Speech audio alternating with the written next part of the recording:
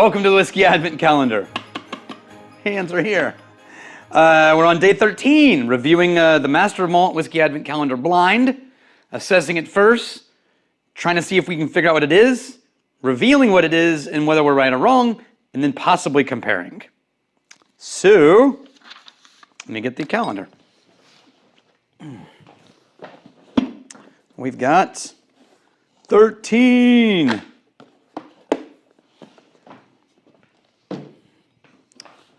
I wonder what happened if they did it like an elevator where there was no 13, the calendar went to day 26.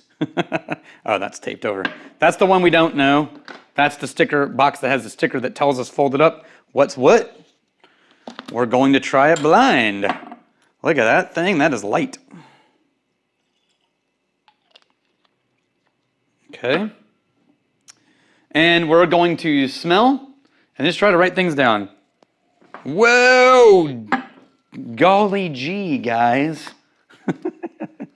That is dense. That's all I'm going to write first. Dense. Wow, I need to let that breathe. That is a citrus explosion. Surrounded by vanilla sweetness. Like vanilla custard.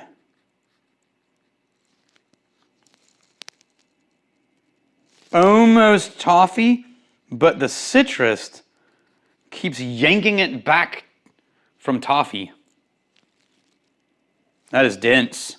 I'm waiting for, there's something hiding behind there. Behind the citrus, behind the vanilla, behind the barley malty note, which is definitely there. A lot of scotch in this. I mean, I don't know that it's scotch, a lot of malt. What if it's not scotch? That'd be embarrassing. Get some water. Okay.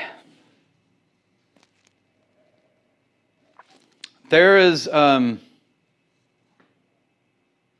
it smells musty. Back behind all this vibrant, bright, citrusy notes, there's this kind of earthiness.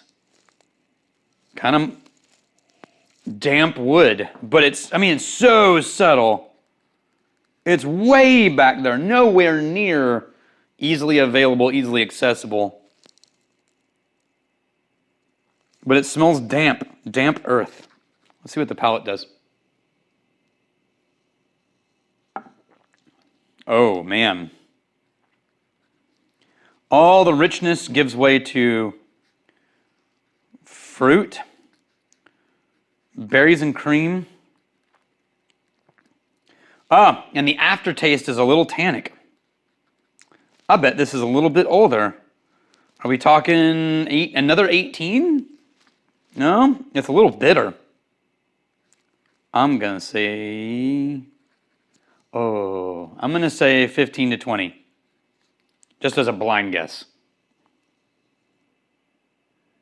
But there's a mustiness that just, I feel like whatever it is, it's really, it's a whiskey that wants to be light and zesty and citrusy and vibrant, but instead is being muted and drugged down to the earth, which makes me think like a younger version of this is really approachable and pretty, and that this is an older version that's making it earthy, the barrel's making it earthy and musty.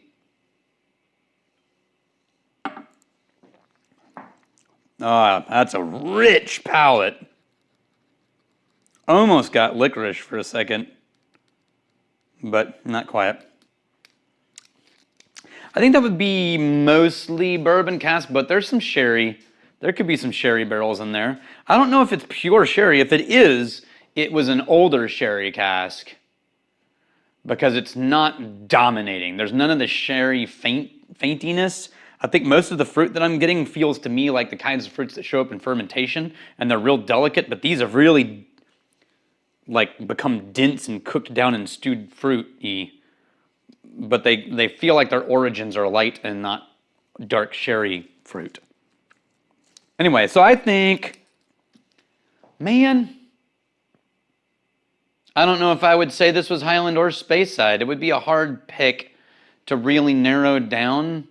So I'm just going to go generic Highland because technically Speyside is inside the Highlands. I'm going to say older, 15 plus. If this was another 20, I wouldn't be surprised. I'm going to say mostly bourbon with a little bit of sherry, but it's a light touch whiskey that age has made dents. That's what I think. Oh, I opened it. This isn't going to tell me anything. I need the box.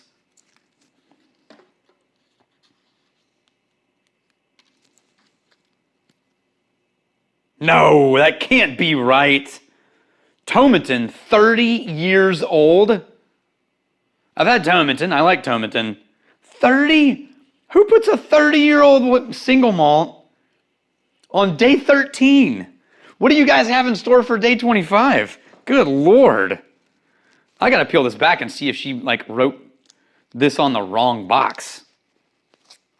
No. It says right here, 30-year-old single malt Tomatin. Good night. I don't think I've ever had a Tomatin anywhere near that age. Dang. All right. I'm not sure what to do with that.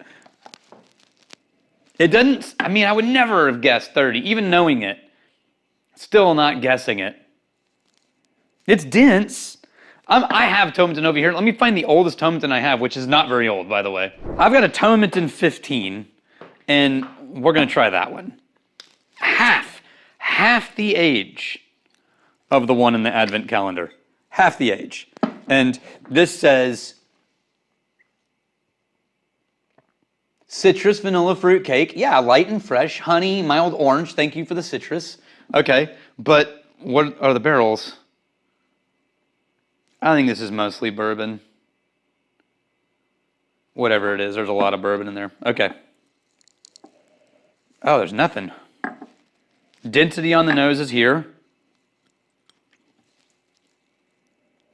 All right. Just a lighter touch. What's the proof on this thing? 46 and 43. Yeah, close enough. So this one, that mustiness that was behind everything that I was trying to explain, not in this one. No surprise. But this one also doesn't smell 15. I don't know that I've ever pinpointed for me that Tomatin has an age statement that it doesn't immediately give it away on the nose and palate. Not that it smells young. There's the beginnings of that earth, but this is mostly vanilla cream with a little bit of citrus. Like almost marshmallow.